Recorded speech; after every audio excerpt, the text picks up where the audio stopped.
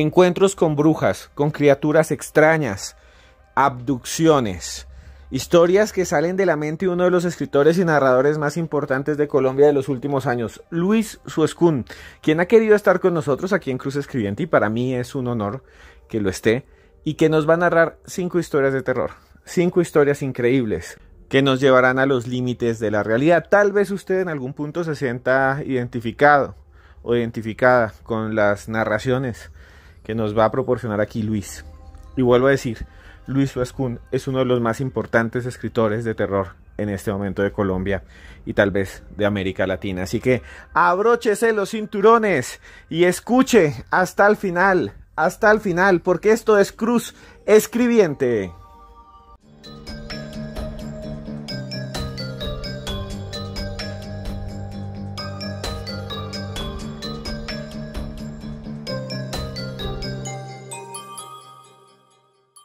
Y como les decía, para mí es un honor estar aquí con un escritor muy conocido ahora en Colombia y en todo el mundo, que es Luis Suescún. Luis, muchas gracias por estar con nosotros, muchas gracias por compartir. Además, usted es un narrador increíble, hemos estado juntos en diferentes lugares del país, en presentaciones de libros, en diferentes ciudades, y siempre había querido que usted estuviera aquí con nosotros, Luis, porque sus historias, las que yo he escuchado en teatros, las que yo he escuchado cuando usted las narra en diferentes medios, de verdad lo hacen sentir a uno emocionado, ¿no? Y siempre quiere más y más. Luis, gracias por estar en Cruz Escribiente. Esteban querido, gracias a ti y a todos tus escuchas por permitirme estar acá en los audios de Cruz Escribiente. Y les voy a contar unos 3 o 4 pequeños cuentos que espero disfruten en esta noche. Gracias a todos ustedes.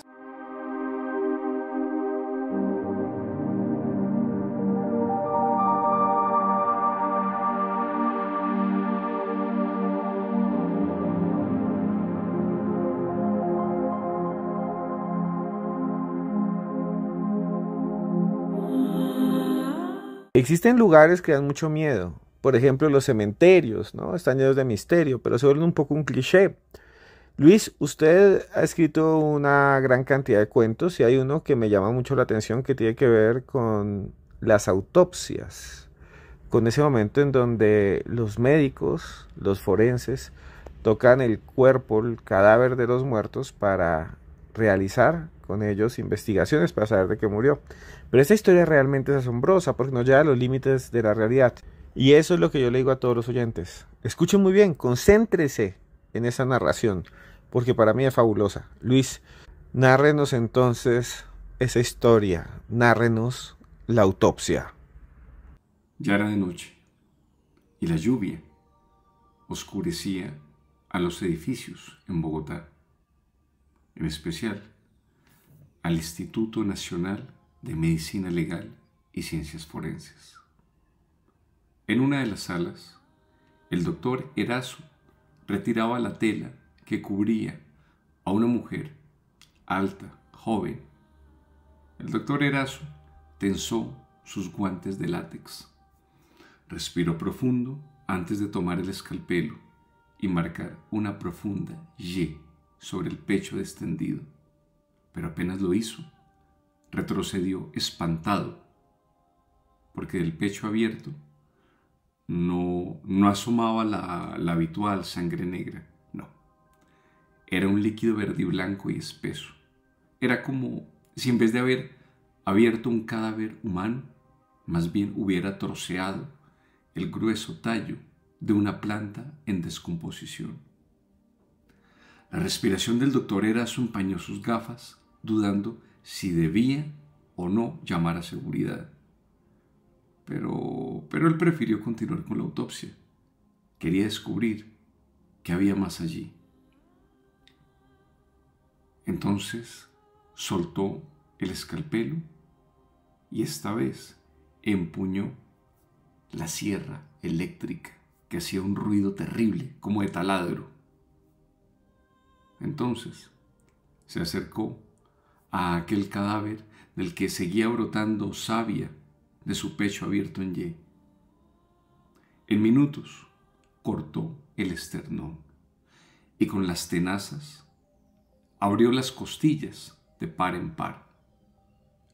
Pero al hacerlo, fue tanta la sorpresa que dejó caer la sierra al piso, porque adentro de aquel cadáver, en vez de órganos, en vez de corazón, en vez de hígado, en vez de pulmones, habían millones de flores moradas, apretadas las unas contra las otras. El doctor aumentó la luz y acercó su cara a esa floresta morada y se dio cuenta de un detalle adicional. Esas flores formaban órganos humanos. Ahí estaban los pulmones, el páncreas, el corazón, el útero y hasta las tripas, pero todos ellos estaban formados por flores moradas. Ya, es momento de notificar al instituto. Esto no tiene lógica, pensó el doctor Erazo alarmado, y giró con tanta rapidez que se cortó un par de dedos con el borde de una de las afiladas costillas. Reprimió un agudo grito de dolor y agitó su mano herida, viendo como algunas gotas de su sangre llovían copiosas sobre aquellos órganos hechos de flores moradas. Mientras se limpiaba su mano con el delantal, el doctor Erazo no se dio cuenta de que esos órganos vampíricos y florales habían empezado a palpitar una vez más, recién despiertos por una gota de sangre, y ahora estaban sedientos de mucha más. En la esquina de la sala forense, el doctor Erazo tecleaba en el citófono el código para solicitar la asesoría del instituto. ¿Cuántos números él alcanzó a teclear? Ni idea. Imposible saberlo, porque de repente una mano gris asestó un violento golpe contra el citófono, haciéndolo astillas. Y cuando el doctor giró sobre sus talones, lo embistió el aliento tibio de la mujer, porque al frente suyo estaba, mirándolo con sus ojos nublados, y de su horrible estómago abierto escurrían sus intestinos hechos de flores moradas. El doctor quiso gritar, pero el sonido de la sierra eléctrica en las manos de la muerta fue mucho más potente que cualquier grito. Fin.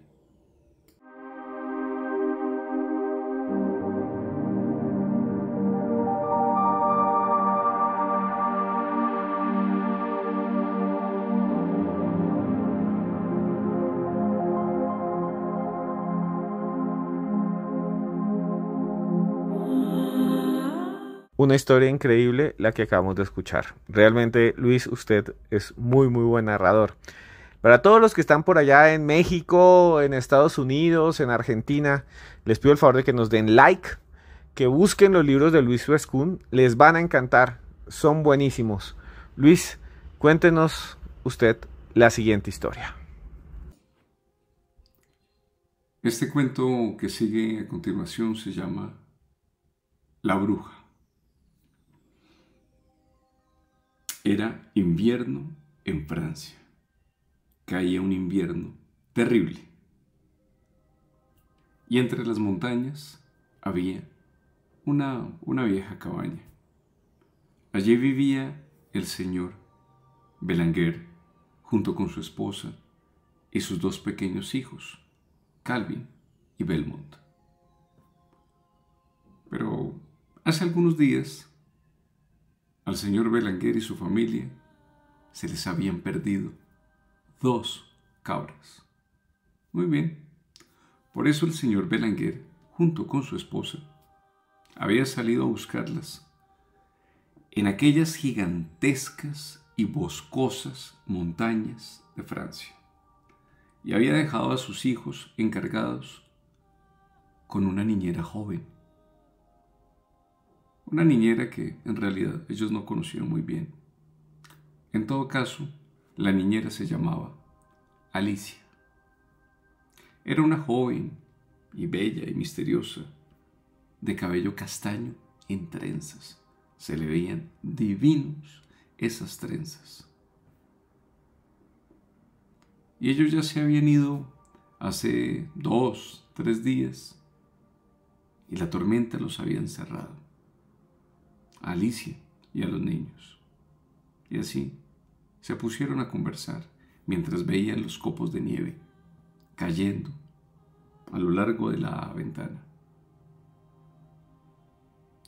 La tormenta va a despertar a las brujas de la montaña, dijo Alicia, para llamar la atención de Kelvin y de Belmont.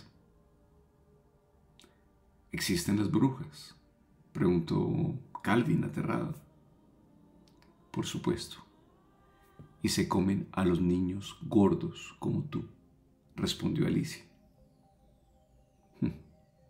¿Cómo son las brujas?, preguntó Belmont. Imposible decirlo. Son las maestras del camuflaje.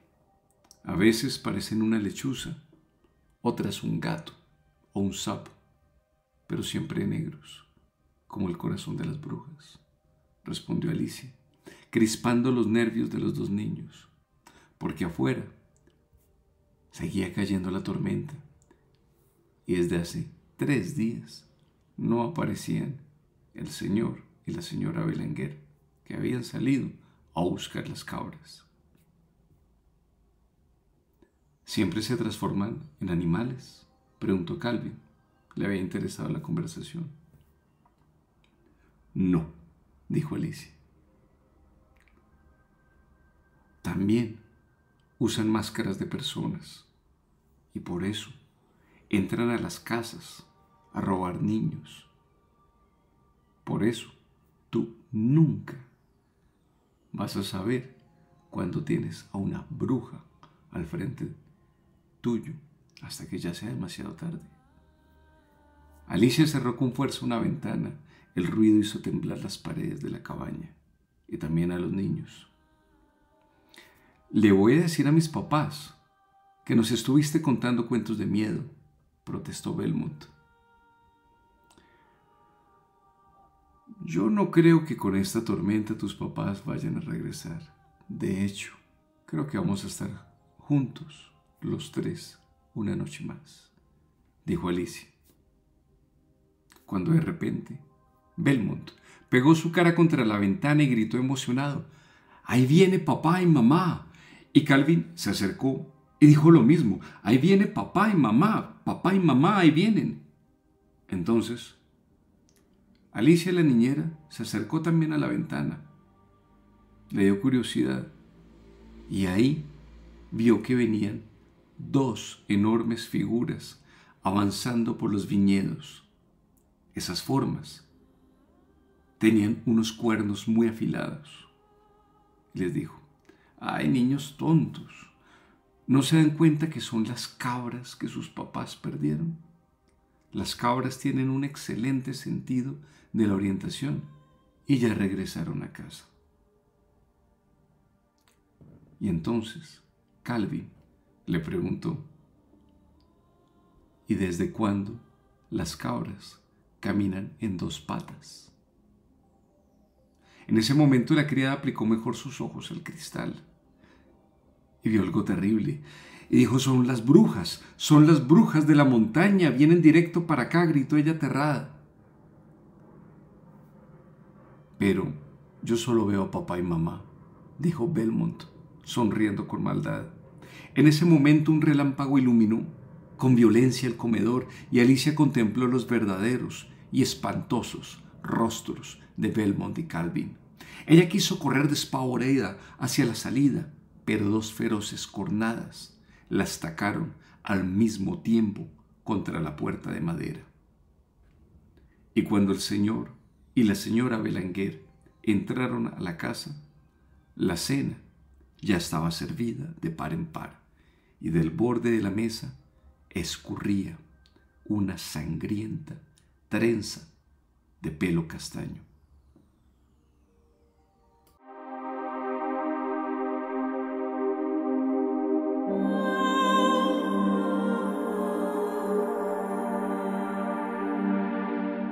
Realmente ese podcast me lo estoy gozando muchísimo, escuchando nada más, porque nuestro invitado tiene una capacidad de narrar increíble, una capacidad de contar, de decir, de hacer sentir mejor el misterio. Y nada, o sea, yo no quiero intervenir mucho porque todas estas historias me llaman mucho la atención. Hace un tiempo había leído varios libros de Luis que son cuentos, tiene cuentos. Hay uno que se llama El poseído bajo los árboles, nunca lo voy a olvidar, y sus cuentos ahí son increíbles. Y esos libros los consiguen con Luis Suescún. Luis, yo sé que usted tiene una historia que nos va a narrar a continuación que realmente a mí me parece increíble, es una de mis favoritas. A todos los que os están escuchando les pido el favor de que nos comenten qué piensan de las historias de Luis Suescún, que para mí es el maestro del terror colombiano. Este cuento que sigue a continuación es un relato de muertos vivientes, sucede en Chile y se llama Brazo de Reina, porque de allá es esta rica torta, el brazo de reina. Cuando los muertos vivientes llegaron a Chile, muchos de los refugiados se escondieron en las bodegas del barrio Franklin, donde tenían que hacer constantes turnos de vigilancia. Y uno de los refugiados más queridos era Santiago Valdés. Era él quien había escogido y fortificado la bodega donde todos se escondían. Y hoy Santiago cumplía 50 años. Por eso todos le querían hacer un homenaje. Doña Agustina, la más vieja de los refugiados, en secreto había organizado a todos para prepararle una torta sorpresa. Y la torta favorita de Santiago era el brazo de reina. Durante casi una semana todos habían aprovechado sus turnos de vigilancia para conseguir todos los ingredientes: la harina, el azúcar pulverizado, la esencia de vainilla, unas latas así fueran vencidas de crema de leche, unas canastas de huevos en condiciones tolerables y unas cuantas fresas silvestres. Pero lo mejor que consiguieron en una papelería abandonada fue algunos globos, serpentinas y sobre todo unas velas mágicas. Ustedes saben, de esas velas que chisporrotean, de las que no se apagan con facilidad. Bueno, y ya hoy viernes era el cumpleaños de Santiago. Entonces, aprovechando que justo hoy Santiago tenía que hacer un turno de vigilancia de casi 3 horas, doña Agustina coordinó a todos para preparar el brazo de reina. Colgaron las serpentinas del techo, inflaron los globos y cada tanto alguno de los refugiados abría la puerta y miraba a la calle, no fuera que Santiago el cumpleañero llegara primero y les aguara la fiesta. No, el plan era dejar la puerta de la bodega apenas ajustada, para cuando él entrara preocupado, al no verlos en la oscuridad, todos iban a gritar: ¡sorpresa! ¡Feliz cumpleaños! ¡Happy birthday! Cada cual tenía allí su escondite pensado, incluso doña Agustina. De pronto, el centinela gritó emocionado: ¡ahí viene! ¡ahí viene! Y sí, por la avenida se distinguía la figura de Santiago caminando, con el fusil terciado a la espalda. Antes de salir a esconderse en la cocina, doña Agustina sacó un fósforo y prendió las velas de los 50 años sobre el más hermoso brazo de reina espolvoreado de azúcar. Las velas mágicas produjeron un chisporroteo que iluminaba la bodega a oscuras.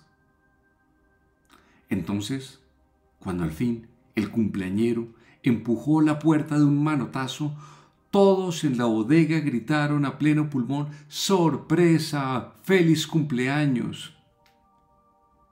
Pero apenas prendieron las luces, doña Agustina fue la primera en descubrir el enorme mordisco que lucía Santiago desde el mentón hasta el tabique, desapareciendo a su nariz y a su boca por completo.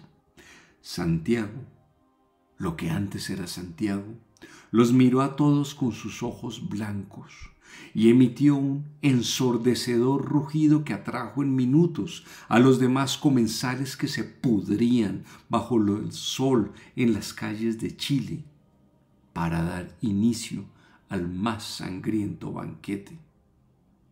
Y cuando al fin se marcharon del cumpleaños sorpresa, luego de haber devorado hasta el último de los anfitriones, todavía en la oscuridad chisporroteaban las velas sobre el brazo de Reina, porque de verdad que eran unas velas mágicas. Fin.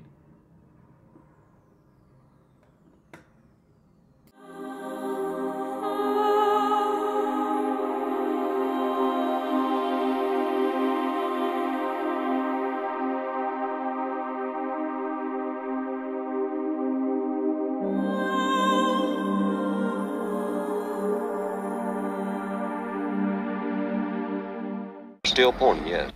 But since I was down there, and since I was a physician, and several other scientists and investigators were asked. La voz de uno de los más importantes abducidos de todos los tiempos, y un médico, Julius Bosco, quien investigó durante mucho tiempo los relatos de estas personas que decían que habían sido llevados por alienígenas a naves espaciales y de allí a otros mundos, a otros lugares del espacio y del tiempo. Y el siguiente cuento, la siguiente narración de Luis Suescún tiene que ver con eso y se llama Los Abducidos. Escúchenla muy bien, síganlo a él, pongan mucha atención porque los giros que tiene esta historia son increíbles. Escuchen ustedes esta historia llamada Los Abducidos, narrada por Luis Suescún. Bueno, Esteban, muchas gracias a ti y a tus escuchas por tenerme aquí en este espacio contándoles algunos cuentos. Me voy a despedir con el último que se llama Los Abducidos. Don Efraín era un hacendado en los llanos orientales.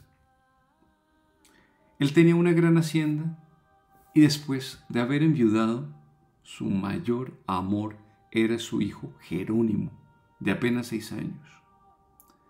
Por eso, todas las noches se sentaban a ver películas de extraterrestres, de naves espaciales.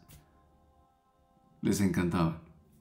Y una noche, Jerónimo le preguntó, con esa inocencia que tienen los niños, «Papá, ¿existen los extraterrestres?» Don Efraín se quedó mirándolo, un hombre llanero, lo tomó de la mano, salieron al patio. Allá brillaba la noche constelada de estrellas. Y le dijo, «Pues mi hijo, el universo es muy grande como para creer que estamos solos, ¿no le parece?» Y sí. Y luego lo subió a dormir a su cuarto, a su niño. Y allí en la habitación Jerónimo le preguntó de nuevo, «Papá, ¿los extraterrestres se llevan a la gente en sus naves?» Don Efraín sonrió y le respondió ya en broma, «Hombre, mijo, pues solo a la gente más inteligente para estudiarlos, como a su papá». Ya Efraín apagó la luz, salió de la habitación y se acomodó en el sofá. Ahí se puso a revisar sus papeles cuando de repente recibió un mensaje de un número privado.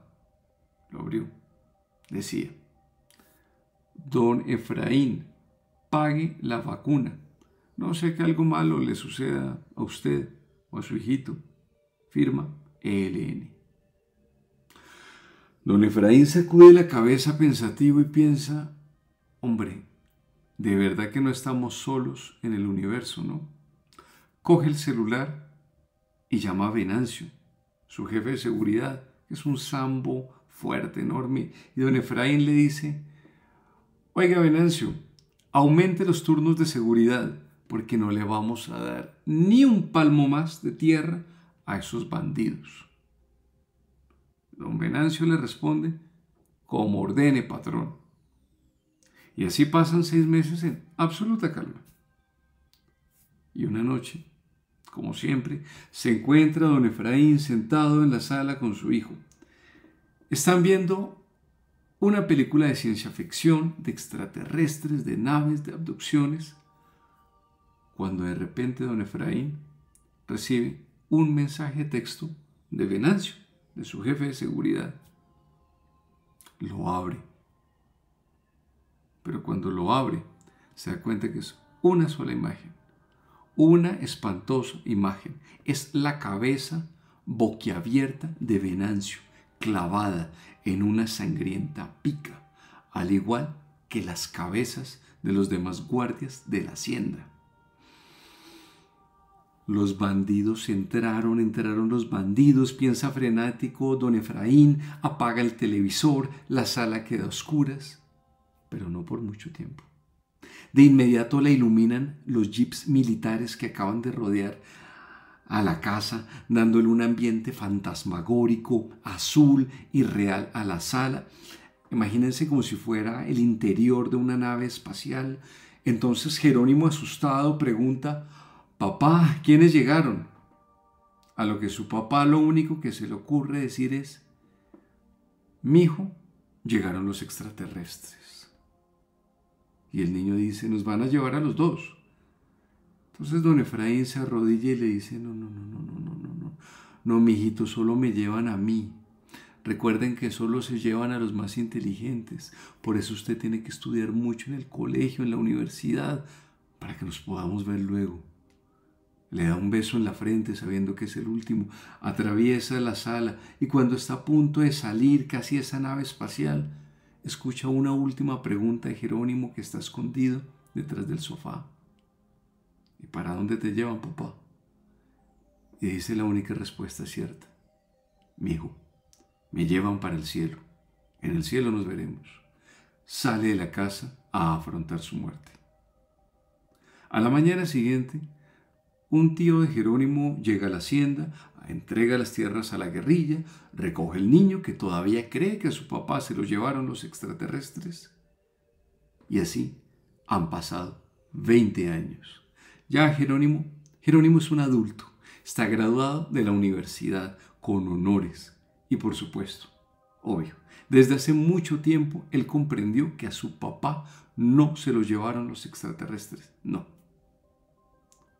Pero cada vez que la noche está estrellada, él sale a mirar el cielo, Jerónimo, porque prefiere 1000 veces recordar la fantasía que le contó su papá a la historia que callan las fosas comunes en los llanos orientales. Fin. Muchas gracias, Esteban. Gracias a todos ustedes.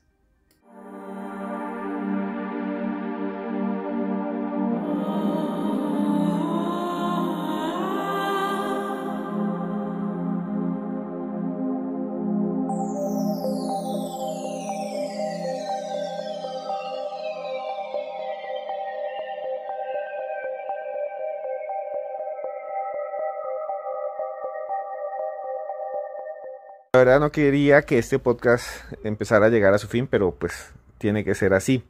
Luis, muchas gracias por estar con nosotros.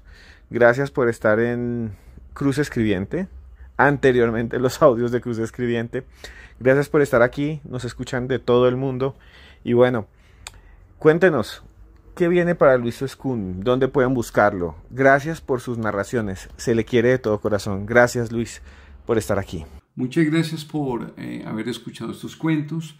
Mis libros se pueden encontrar en mi página web que se llama tienda.suescun.blog. Ahí pueden pedirlos, los enviamos sin ningún problema desde San Andrés, Chocó, Medellín, Cali, Bogotá, a todas partes de Colombia. Los enviamos al día siguiente. También me pueden encontrar en mis redes sociales como suescun.blog.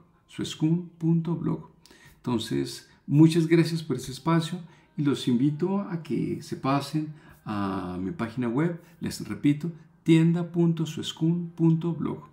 Muchas gracias a ti, Esteban, a todos tus escuchas, y nos seguimos escuchando en los audios de Cruz Escribiente. Feliz noche. Y bueno, llegamos al final de este podcast de Cruz Escribiente, esta vez para escuchar a un gran amigo, Luis Suescun, a un gran narrador. Nos ha contado 4 cuentos: La Autopista, La Bruja, El Abrazo de la Reina, Los Abducidos. Historias que tienen que ver con el mundo de lo sobrenatural, del misterio. Nuevamente les quiero decir que me encantó estar con él aquí, y muchas de estas historias me hacen sentir como en casa, porque las personas que buscamos el misterio generalmente queremos abrir las puertas a otras verdades, a otras realidades. No nos inventamos nada, simplemente ahí están los hechos. Los ovnis existen, sí, existen. Ahí están los hechos. Muchas personas afirman haber sido víctimas de brujería, sí. Muchas personas lo dicen, y muchas personas dicen haber tenido un infarto y haber estado en el más allá. Sí, es verdad. Y nosotros aquí no decimos esto es una realidad total, o sea, son alienígenas y mañana vamos a encontrarnos con los reptilianos y con los que vienen del Alcania o los que vienen del planeta Humo. No, en ninguna oportunidad, en ningún momento de mi vida he visto un alienígena. Nunca lo he visto. No lo he visto. No lo he visto. Me encantaría verlo. Me encantaría hablar con él, así sea desde lejos, ver un gris. Me encantaría. No lo he visto y no he visto un fantasma. Quiero ver un fantasma. Quiero que exista el más allá. Quiero hablar con mi abuelo. Lo quiero. Quiero hablar con mi abuelo que murió hace mucho tiempo. Y bueno, eso es lo que hacemos nosotros. Buscar el misterio. Y por eso los invitamos a viajar por el mundo. Tania también va a ir con nosotros. Tania Velázquez, que la han escuchado y la seguirán escuchando aquí en Cruz Escribiente. Y queremos ir a Egipto con ustedes, y yo no conozco, queremos ir al mundo maya con ustedes, queremos hacer shows en vivo, queremos que también ustedes conozcan nuestros libros, porque solo hay una vida, y es esta, y hay que aprovechar. Si quieren, pueden buscar en cualquier página, hay una que se llama Buscalibre, y siempre son muy baratos, no valen más de $10. Libros como El Libro Negro de la Brujería en Colombia, o Expedientes X Colombia, o también hay otro que se llama Los monstruos en Colombia sí existen. Y así viajamos juntos, así nos vamos juntos a abrir las puertas del misterio, porque usted es muy importante. Leer es viajar desde su casa, es aprender. Busquen esos libros, Los monstruos en Colombia sí existen y Expedientes X Colombia. Y si quieren viajar con nosotros, pronto, en unos meses, vamos a publicar la información para ir allá a Egipto, comer hummus, que es delicioso, con kibes en algún lugar del mundo. Y bueno, simplemente les quiero decir que para mí ha sido un placer estar con ustedes aquí, desde este lado, desde este micrófono. Me encanta estar de alguna manera pendiente de todo lo que ustedes hacen también. Yo muchas veces no respondo, pero leo sus comentarios y siempre termino de decir algo que me sale del corazón. Así a muchos no les gusta y se burlen, pero es verdad. Yo a usted, esté donde esté, pero de verdad, es de verdad, de todo corazón. Yo, Esteban Cruz Niño, @Cruz Escribiente, lo quiero mucho.